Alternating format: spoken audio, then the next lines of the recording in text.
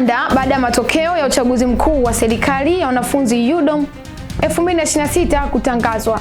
Washindi waeleza walivyojipanga kuanza kazi. Upatikanaji wa huduma muhimu karibu na maeneo wanaoishi wanafunzi UDOM umeendelea kuwa msaada na kurahisisha maisha yao. Na katika michezo, timu ya Serengeti Boys imefuzu kuelekea kombe la dunia chini ya miaka 17. Hujambo mtazamaji na karibu katika taarifa ya habari kutoka UDOM Digital. Mimi ni Neema Kajange. Kufuatia shughuli za uchaguzi mkuu wa UDOSO, shangwe ya tanda baada ya matokeo ya uchaguzi mkuu wa serikali ya wanafunzi 2026 kutangazwa, huku washindi wakieleza walivyojipanga kuanza kazi. Taarifa kamili na Hosea Daniel. Hizi sio fujo, ni kelele za furaha za wanafunzi wa Chuo Kikuu cha Dodoma wakishangilia baada ya kutangazwa kwa matokeo ya serikali ya wanafunzi Chuo Kikuu cha Dodoma mwaka 2026-27 wakiwa na matumaini ya kufika kwenye nchi ya ahadi. Tumezungumza na viongozi wateule wa serikali ya wanafunzi walioshinda katika uchaguzi pamoja na baadhi ya wanafunzi walikuwa na haya ya kusema. Kwa namna ya pekee kabisa, napenda kutoa shukrani zangu za dhati kwa wanafunzi wa Chuo Kikuu cha Dodoma katika ndaki ya Hisia na Sayansi ya Jamii kwa kunichagua kuwa naibu wao gavana katika mwaka wa masomo 2026-2027. Kiukweli imekuwa ni shangwe na nderemo sana katika Chuo Kikuu cha Dodoma kwa sababu ilikuwa ni katika kampeni zenye ushindani mkubwa, lakini nipende kusema kwamba wanafunzi wa Chuo Kikuu cha Dodoma ndaki ya CHSS imeniamini, nami nahakikishia kwamba sitoivunja imani hiyo.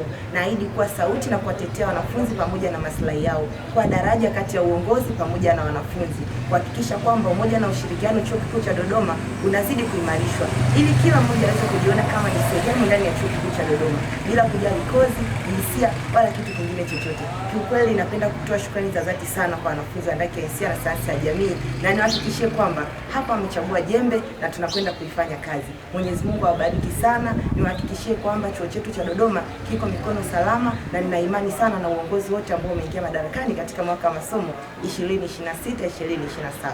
Asanteni sana na Mungu awabariki.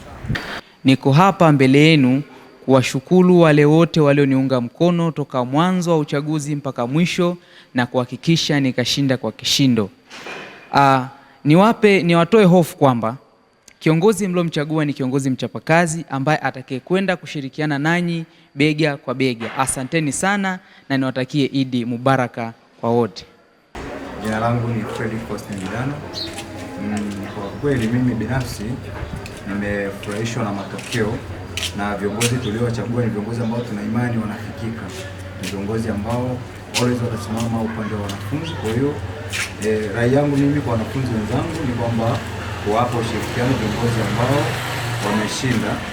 Ninaamini kwamba watafikisha mbali na tutafika sehemu ambapo sisi tumekusudia kufika. Asante. Licha ya ushindani uliokuwepo kipindi chote cha kampeni za uchaguzi, lakini wanafunzi hawakusita kuchagua viongozi ambao wanahitaji na ambao watawafikisha kwenye nchi ya ahadi na kufanikisha malengo na mchakato na changamoto ambazo wanafunzi wanazo. Nikiripoti kutoka ndaki ya Hisia na Sayansi za Jamii, mimi ni Hosea Daniel wa UDOM Digital.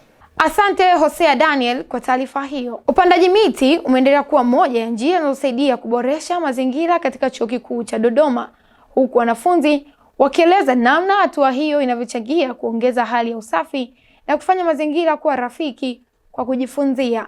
Taarifa kamili na Raima Mgala. Mazingira yenye miti na kijani kibichi ndani ya Chuo Kikuu cha Dodoma yanaendelea kuvutia wanafunzi na wageni wanaofika chuoni. Aidha, wengine wameeleza kuwa mazingira mazuri huwasaidia kupata utulivu wanapokuwa wakijisomea au kufanya shughuli nyingine za kila siku chuoni hapa. Kiujumla, upandaji miti umebadilisha kwa kiwango kikubwa chuo chetu kikuu cha Dodoma ambacho ni UDOM. Ukiangalia upandaji wa miti umeinfluence mvua inanyesha kwa kiasi kikubwa, na pia UDOM imekuwa ya kijani kama tunavyoona jamani. Hizi ni kwa sababu za juhudi za watu mbalimbali, wizara kama NEMKI, lakini pia na wizara ya mazingira. Kwa mimi nashauri kwamba swala la utunzaji wa mazingira ni swala la watu wote kiujumla. Maana yake hata katika Chuo Kikuu cha Dodoma swala la utunzaji wa mazingira, kwa maana nashauri kwamba hili ni swala la kozi zote. Maana yake kozi zote zinahusiana hasa na mazingira, kwa sababu tukizungumzia mazingira ni vitu vyote vinavyomzunguka binadamu. Kwa hiyo kitu ninachoshauri maana yake ni kwamba kozi zote zilizopo katika Chuo Kikuu cha Dodoma na katika vyuo vingine, basi swala la utunzaji wa mazingira ni swala muhimu sana, na kila mmoja achukue nguvu katika kutunza mazingira. Wito umetolewa kwa wanafunzi kuendelea kutunza miti na mazingira ya chuo ili kuhakikisha maeneo hayo yanaendelea kuwa safi na salama kwa kizazi cha sasa na kizazi kijacho. Mhadhiri katika idara ya jiografia na masomo ya mazingira, Daktari Hawa Mkwela, anasema upandaji miti umechangia kupunguza vumbi, kuongeza kivuli pamoja na kuboresha hali ya hewa katika maeneo mbalimbali ya chuo. Chuo Kikuu cha Dodoma kinajihusisha katika kampeni mbalimbali na programu mbalimbali za mazingira kupitia wanafunzi wake. Tuna vyama mbalimbali vya mazingira. Kuna chama kinaitwa ESCUDOM. Hiki ni chama kikuu cha mazingira ambacho kiko chini ya idara ya jiografia na mazingira hapa UDOM. Kuna Roots and Shoots na kuna Rotaract Clubs na klabu mbalimbali ambazo zinajihusisha na masuala ya mazingira. Tunashiriki katika kampeni za kitaifa na za kimataifa. Pia tumeshiriki kampeni za kupanda miti katika chuo chetu, kuzunguka mipaka, na wageni mbalimbali wanakuja kwenye upandaji wa miti. Kwa ujumla, upandaji miti ndani ya Chuo Kikuu cha Dodoma umesaidia kuboresha mazingira na kuonekana yenye mvuto zaidi, huku wito ukiendelea kutolewa kwa watu kutunza mazingira. Nikiripoti kutoka Chuo Kikuu cha Dodoma, mimi ni Rahma Mgala wa UDOM Digital. Viongozi wapya wa taasisi ya UDOPRESA wameahidi kuleta mabadiliko, mageuzi, uwajibikaji, ushirikiano na maendeleo kwa wanafunzi wa taaluma ya uandishi wa habari na uhusiano na umma baada ya kumalizika kwa uchaguzi mkuu. Taarifa kamili na Eva Njako. Taasisi ya UDOPRESA, University of Dodoma Public Relations Student Association, ni taasisi iliyoanzishwa ndani ya Chuo Kikuu cha Dodoma mwaka 2024 kwenye taaluma ya uandishi wa habari na mahusiano ya umma.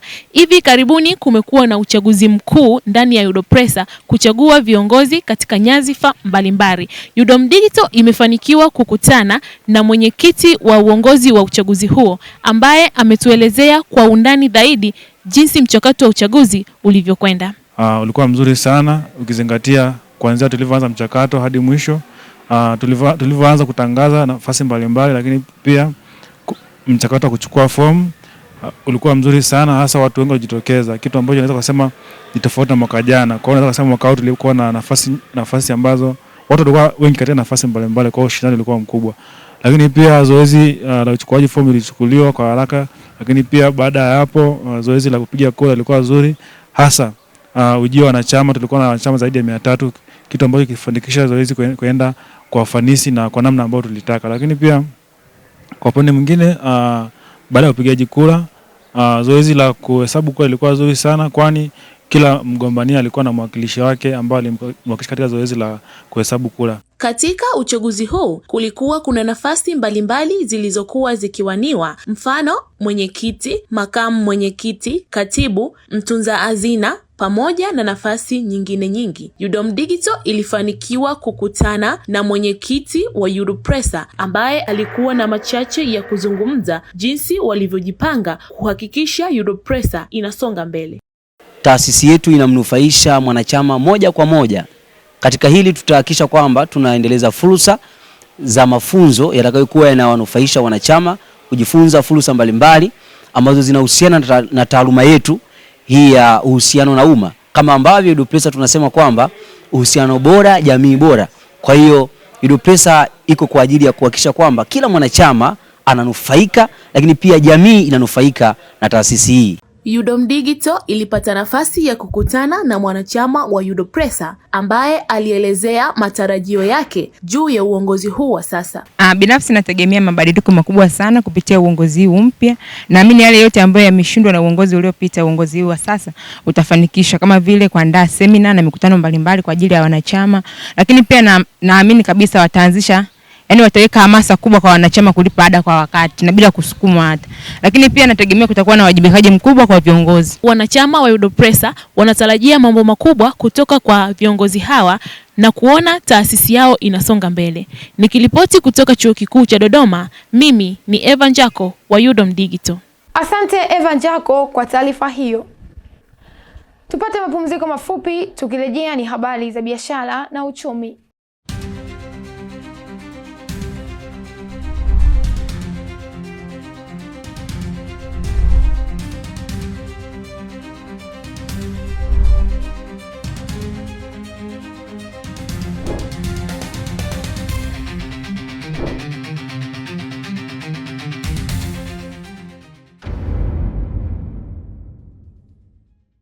Karibu tena mtazamaji wa UDOM Digital. Sasa ni habari za biashara na uchumi. Katika mazingira ya Chuo Kikuu cha Dodoma, upatikanaji wa huduma muhimu karibu na maeneo wanaoishi wanafunzi umeendelea kuwa msaada na kurahisisha maisha ya kila siku, huku zikichangia kuokoa muda na gharama za usafiri. Taarifa kamili na Belina Wilson. Katika mazingira ya vyuo vikuu, upatikanaji wa huduma muhimu karibu na maeneo wanaoishi wanafunzi umeendelea kuwa msaada mkubwa katika kurahisisha maisha yao ya kila siku. Biashara zinazopatikana hostel zimekuwa zikiwasaidia wanafunzi kupata huduma mbalimbali kwa urahisi, huku zikichangia kuokoa muda na gharama za usafiri.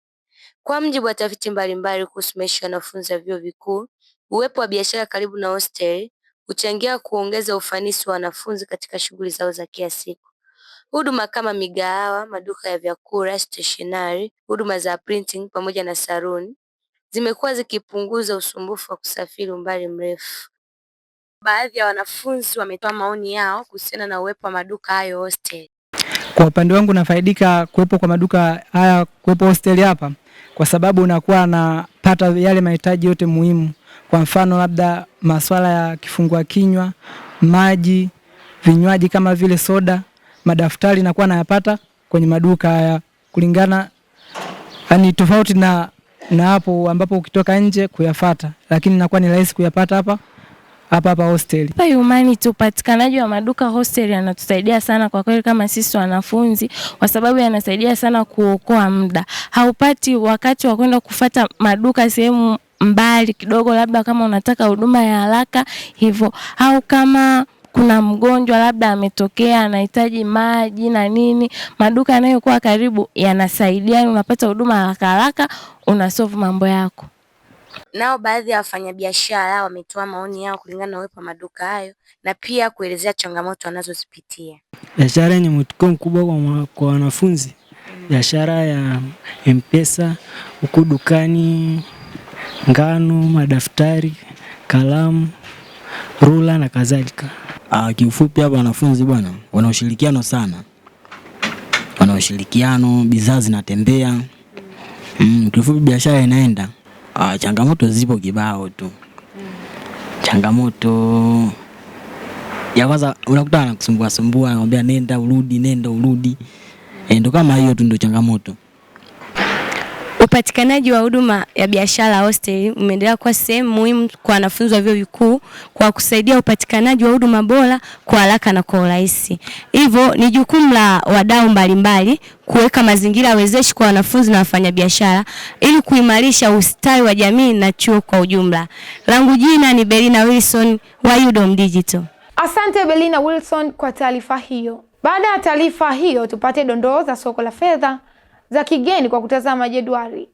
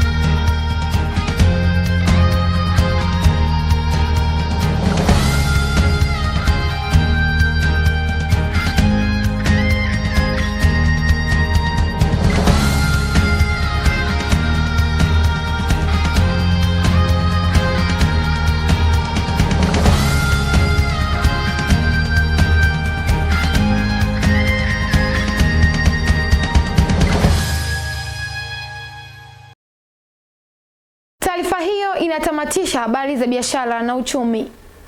Hii ni UDOM Digital Habari. Tupate mapumziko mafupi, tukirejea ni habari za kimataifa.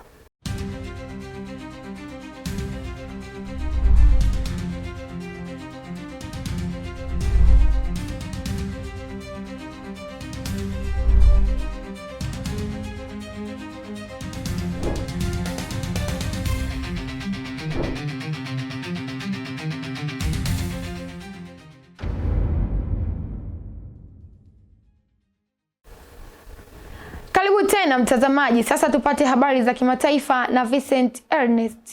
Vita vinavyoendelea nchini Sudan vimeendelea kusababisha hali mbaya ya kibinadamu, huku Umoja wa Mataifa ukionya kuwa mamilioni ya watu wanakabiliwa na njaa kali na ukosefu wa huduma muhimu za kijamii.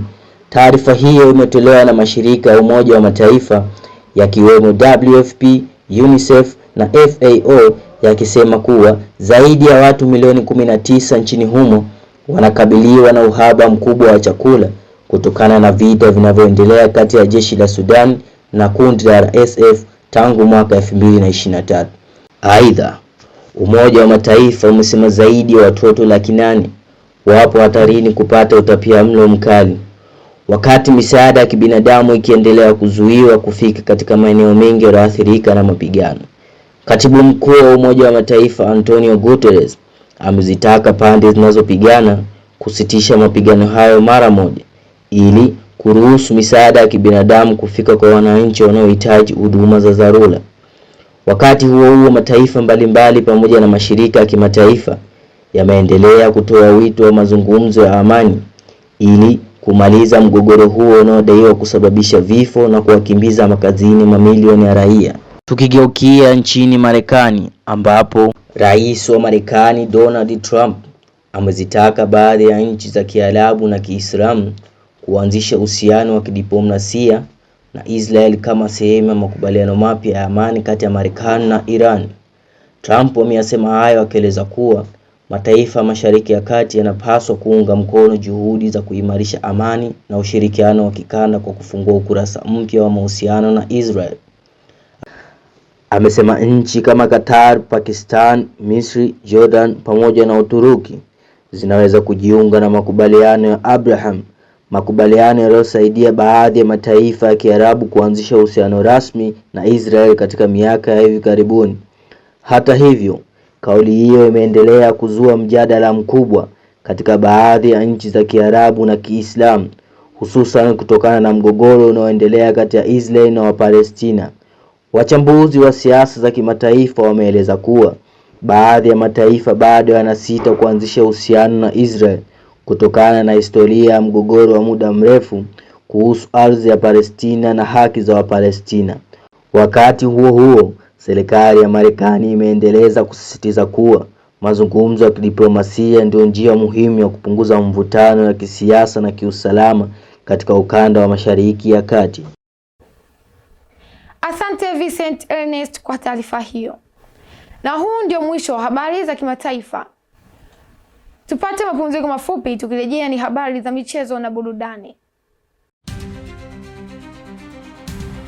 And he might get it back as well. Mzize's in on goal. Is this going to go in? No, it's a good save.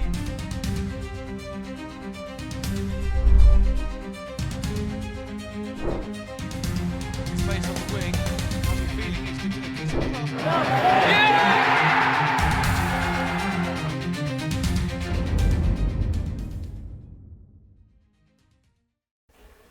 Mtazamaji, sasa ni habari za michezo na burudani. Karibu Tryphon Nicholas kwa habari za michezo na burudani.